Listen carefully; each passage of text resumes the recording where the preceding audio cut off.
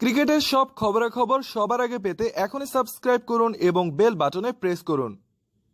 ইংল্যান্ডের বিপক্ষে ওয়েস্ট ইন্ডিজের আজকের ম্যাচে আবারও স্বমহিমায় জ্বলে উঠেছেন ক্রিস গেইল।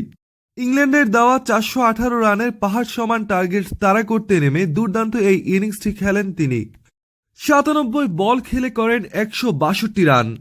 তার এই ইনিংসটি সাজানো ছিল 14টি ছক্কা এবং 11টি চারের মারে।